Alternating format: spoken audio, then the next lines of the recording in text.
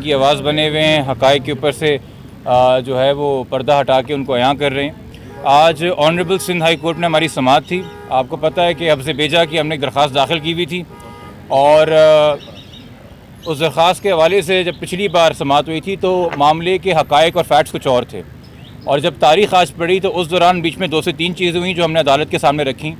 एक तो हमने कहा कि जी बच्ची फ़िलहाल दारुल अमान में है लाहौर के, और मुबैना तौर पे अपनी दरख्वास्त के साथ है, और मुबैना तौर पे ये भी कहे कि जी मैं अलहदा हो चुकी हूँ अपने शौहर से, जिसको शौहर कहा जा रहा है, और तनहा एक तरीके से लवारिस होने की कैफियत के अंदर मुझे दारुल अमान में रखें, चूँकि उसका एक मौक़िफ़ रहा है कि वालिदैन से भी ख़तरा लाहक है। मगर मकसद सिर्फ ये बुनियादी बात बताने का अदालत को था कि इस वक्त जो एक फ़ाइनेंशियल अपकीप होती है किसी बच्चे की, वेलफेयर होती है फ़िज़िकल मेंटल हेल्थ वाइज, कपड़ा खाना दवाई, ये कोई ख्याल करने वाला नहीं है, और वो रियासत की मरून मिल्लत हो गई है और वो कह रही जी मुझे दारुल अमान पे रखें, मुझे रियासत अब पाले। ये उसकी करंट स्टेटमेंट है 19 तारीख को जो डेवलपमेंट हुई है। दूसरा, मैंने उनको बताया कि जी एक व्यू फॉर्म कर लिया है पुलिस ने कि चाइल्ड मैरिज एक्ट लगता है, किडनैपिंग लगती है, बच्ची को बाजियाब कराना है। तीसरा, इस हवाले से सिंध हुकूमत ने पंजाब हुकूमत को ख़त भी लिखा है कि ये बच्ची हमें यहाँ पे चाहिए। तो मैंने दरख्वास्त की अदालत से कि मैंने पहले कन्फेस किया कि देखिए मैजिस्ट्रेट के ऑर्डर के तहत दारुल अमान के अंदर जो प्रेजेंस है बच्ची की, उसको मैं लीगल कन्फाइनमेंट नहीं कह सकता फ़िलहाल, क्योंकि बच्ची ने ख़ुद से एक दरख्वास्त दाखिल की है। तो इस वक्त जब तक तहकीक ना हो जाए कि दरख्वास्त दाखिल करवाई गई थी या ख़ुद से की थी, तो हम फ़िलहाल नहीं कह सकते कि ये लीगल कन्फाइनमेंट है। तो मैं कोई अनफेयर स्टेटमेंट नहीं करूँगा। मगर चूँकि बच्ची मुखविया एक FIR में, चूँकि ट्रायल है FIR में, और अब तो जो मरकज़ी मुल्ज़िम है वो भी बेल लेने के लिए यहाँ कराची ही आ गया है, और तफ्तीशी अफसर भी कराची का ही होगा, और हर पेशी पे मुखविया को प्रेजेंट करना होता है। तो अगर स्टेट कस्टडी में दारुल अमान में ही रहना है बच्ची ने, तो बेहतर है कि वो दारुल अमान या चाइल्ड प्रोटेक्शन सेंटर कराची का हो, सिंध का हो, ताकि कम से कम वालिदैन जो हैं उसको कोई फरहम कर सकें सहूलियात, उसके कपड़े दे सकें, खाना भिजवा सकें, पैसे दवाइयाँ कोई चीज़ हो तो मौजूद रहें। और यकीनी तौर पर अदालत इस बात को इंश्योर करेगी, चूँकि ये मामला ट्रायल कोर्ट ने इवेंचुअली तय करना है, कि ऐसा नहीं कि अगर वो कराची आएगी तो कोई भी उससे मुलाकात कर सकेगा। यकीनी तौर पे वो बच्ची की मर्ज़ी के ऊपर होगा। तो अदालत हो सकता है ये हुक्म जब दे तो उसमें लिखे कि चूँकि हमारा ये रवायत भी है कि बच्ची अगर मिलना चाहे तो वालिदैन से कभी कुछ केसेस में इजाज़त दी जाती है, मुबैना शौहर से मिलने की कभी नहीं दी जाती। ये फ़िलहाल हमारे दलाइल थे, और अदालत से जो कॉमेंट से जो ऑब्जर्वेशंस थी, मैं इसमें कोई हतमी राय कि अभी फ़ैसला क्या आएगा, चूँकि एक स्पेकुलेशन है। प्रॉपर तरीका ये है कि हम हाई कोर्ट के ऑर्डर्स का इंतज़ार करें। कुछ घंटों की बात है, end of the day order आ जाएगा, उसको पढ़ के तमाम आपको पता होगा कि उसमें क्या कंडीशंस हैं, क्या पैरामीटर्स हैं, और तभी हम बात करें। कबल अज़ वक्त कोई खुशी की नवीद सुना देना या कबल अज़ वक्त अफसरदा कर देना, मेरे ख्याल में दोनों ही गैर मुनासिब बातें हैं। जो आपने आर्गूमेंट दिए थे और दुआ की दरख्वास्त पढ़ के सुनाई, पुलिस की रिपोर्ट का जो प्राइवेट रिपोर्ट थी वो पढ़ के सुनाई, तो उस पर अदालत की ऑब्जर्वेशन थी क्या? हतमी ऑर्डर नहीं, ऑब्जर्वेशन क्या था? देखिए, अदालत ने ये एक तरीके से राय ली PG साहब से, आपके ख्याल में बच्ची दारुल अमान लाहौर रहे या उसे प्रोविंस ऑफ सिंध के किसी शेल्टर होम में होना चाहिए। प्रोसिक्यूटर जनरल ने अपनी सबमिशन दी कि जी यहाँ होना चाहिए। उन्होंने एडवोकेट जनरल के दफ्तर से पूछा, उन्होंने कहा जी यहाँ होना चाहिए। उन्होंने IO से पूछा, जो कि साबका IO है, मगर अब चूँकि नया IO आया नहीं है तो वो कस्टोडियन एक तरीके से फ़ाइल का है, और ये मेरे नहीं, ये तो क्या कहते हैं मरकज़ी मुल्ज़िम के वकील के दलाइल थे कल कि जी ये करंटली कस्टोडियन है। तो मैंने उन्हीं को कहा, मैंने कहा जी कस्टोडियन है, तो उन्होंने कहा भाई तफ्तीश के लिए चाहिए, तो उसने भी कहा कि हाँ जी बच्ची हमें यहाँ पे चाहिए, उसने स्टेटमेंट दिया। तो अदालत ने ये व्यू फॉर्म किया, बट अगेन फ़ैसला क्या है अदालत का, चूँकि अदालत ने कोर्ट में फ़ैसला नहीं सुनाया है, अदालत ने कहा है during the course of the day.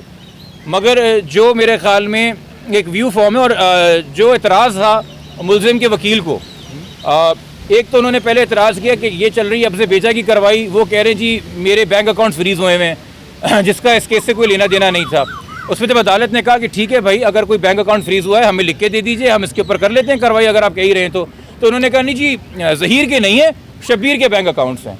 तो अदालत ने पूछा, आप शब्बीर के तो वकील यहाँ पे है नहीं, आप तो ज़हीर के वकील हैं, तो जो बात कीजिए वो बात हकीकी है।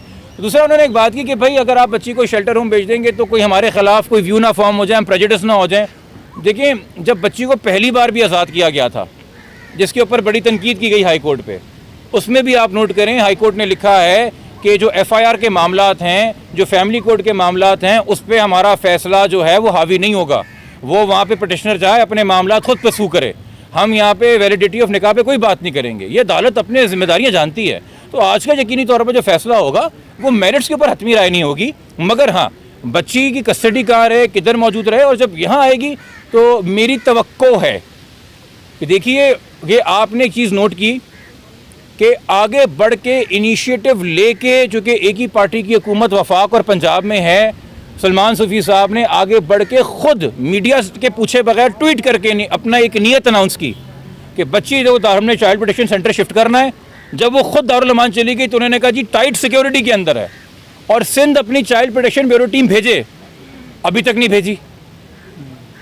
सवाल है ना सिंध हुकूमत क्या कर रही है। सॉरी, अब अगर बच्ची यहाँ आती है, अब हाई कोर्ट के ऑर्डर पे आ रही है, उन्होंने अगर नहीं भेजी तो कम से कम हम एक्सपेक्ट करते हैं इतनी होशमंदी, इतनी दानिशमंदी, इतनी बुर्दबारी और इतनी अक्ल समझ कि सिंध हुकूमत इस केस की हसासियत को समझते हुए proper adequate security, proper adequate facility देगी किसी गैर ज़रूरी इंसान को। और ख़ास तौर पे देखें जी, आपके स्टाफ का कोई भी बंदा हो सकता है जिस पर आप नज़र ना रखें, जो करप्शन करके बच्ची को वहाँ उन चीज़ों से एक्सेस दे रहा है जो कि नहीं देने की होती हैं। तो ये बड़ी जिम्मेदारी दी रही है हाई कोर्ट सिंध हुकूमत को, और हमारी उम्मीद है कि सिंध हुकूमत जो है ये जिम्मेदारी पूरी तरीके से निभाएगी। और इस हवाले से मेरी आप लोगों से दरख्वास्त होगी कि जब एक बार बच्ची यहाँ पे आ जाए तो उसकी आपकी पर वेलफेयर के बारे में सिंध हुकूमत से भी आप लोग दरख्वास्त करें और उनसे भी पूछें कि उनकी क्या जिम्मेदारी और रोल बनता है। ज़हीर को सर पेश किया गया है, आज ज़हीर को पेश किया गया।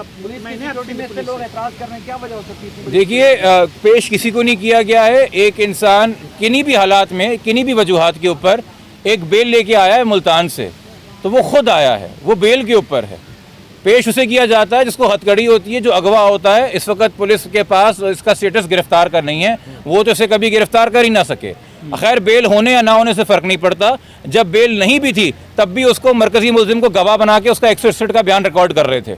तो पुलिस की जो कार्रवाई थी वो तो अदालत ने हुक्म फरमा दिया ना, आयु चेंज कर दिया, तो मैं क्या तबसरा दूंगा? तबसरा तो गुज़िश्ता रोज़ पुलिस पे जज साहब ने खुद दे दिया। सर, आज सिंध हुकूमत का जो बयानिया था उससे आप मुतमिन हैं? सिंध हुकूमत जिस तरीके से आज का केस यहाँ पे, वरना सिंध हुकूमत ऐसे बयान नहीं देती इस केस में भी, लेकिन आज यह है कि केस यहाँ पे तो बच्ची भी यहाँ पे लाया जाए, बहुत माकूल बात है और बिल्कुल मैं इस बयानी को सपोर्ट करता हूँ। मगर मैंने जो पहले जिस चीज़ से इशारा किया था वो है कि उस बयानी की ओनरशिप सिर्फ बच्ची को यहाँ पे लाना नहीं है, चूँकि वो हमारी क्लाइंट्स की, साइमा साहिबा की और काज़मी साहब की बच्ची है। माँ की आगोश से बेहतर कोई शेल्टर नहीं होती। आप उसे ऑल्टरनेट कर रहे हैं ना, ऑल्टरनेट कर रहे हैं, तो फिर सिंध हुकूमत को वो आगोश देनी होगी। सिर्फ बच्ची को यहाँ लाना नहीं होगा, वो केयर, वो नर्चरिंग, वो मैटरनल लव, वो सेंसिटाइज ट्रेंड लोग, चाइल्ड थेरेपिस्ट, साइकोलॉजिस्ट, कुछ भी बच्ची को मुहैया करने होंगे। और सिंध हुकूमत चाहे तो आगे बढ़ के कर सकती है, या इसको बस नॉर्मल रूटीन बना के। चूँकि मुझे एक फ़र्क नज़र आया वाज़े कि मुझे स्ट्रेटेजिक रिफॉर्म्स यूनिट्स जो पंजाब में और फेडरल में है वो मुझे हसास नज़र आए बच्चों के मामले से अपने मौक़िफ़ में। यहाँ ऐसा लगता है कि जी भेड़ चाल है। तो जब तक मैं अगेन कोई सियासी बात नहीं करना चाहता, बट ये सूबा VIP कल्चर की बहुत बड़ी मार है जी। ये आम आदमी की, आम इंसान की, एक मुतवसत तबके से ताल्लुक़ रखने वाली मासूम बच्ची है। इसको सिंध हुकूमत अपनी बच्ची समझ के प्यार दे, मोहब्बत दे, इसकी रखवाली करे जब तक ये केस चल रहा है, और जब तक हम फैमिली कोर्ट से जाके इस बच्ची की कस्टडी प्रॉपर तरीके से हासिल नहीं करते, जो हतमी जहाँ पे फैसला होगा। सर, टुकड़ी वाली सरकार के लिए तो कुछ कह दो, उसके खिलाफ कब कार्रवाई करेंगे? मुझे नहीं पता आप किसकी बात कर रही हैं। हाँ सर, देखिए अफसोस मैं कहूँ या पता नहीं क्या तब्दील, बताऊँ क्या हो गया, वहाँ कैमरे यहाँ हो गए और ये वाले कैमरे क्यों बढ़ गए। हाँ, सर थोड़ा सा शब्बीर का कोई और आपने बात हो गए डन हो थोड़ा गया सा सर। शब्बीर का स्टेटस बता दें, कल आपने उसको नामजद करवाया है। नहीं, मैंने नामजद नहीं कराया जी, वो नामजद शुरू से अदालत के अंदर, और उसका स्टेटस तो मफरूर का इस वक्त, उसने तो कहीं से बेल अप्लाई नहीं की है। तमाम के तमाम लोग जो पहले से नामजद है 33-35 लोग, वो तमाम मफरूर हैं, ठीक है।